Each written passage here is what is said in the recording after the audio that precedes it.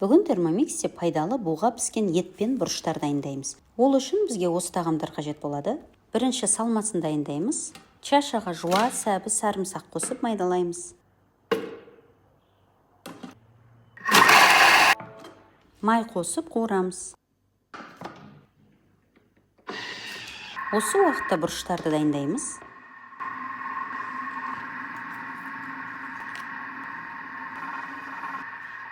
Күріш, тұз, бұрыш қосып араластырамыз.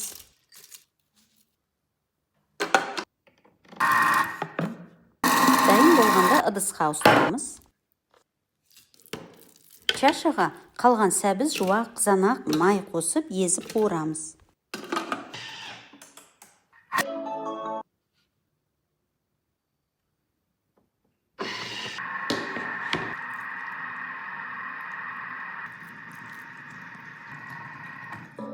Осы уақытта картошканы турап, паровая корзинаға саламыз.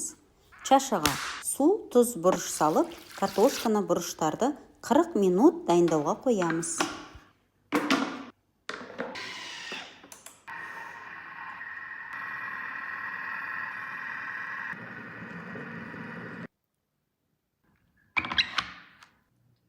Міне біздің денсаулыққа пайдалы, диетический фаршталған бұрыштарымыз дайын болды. Ас болсын!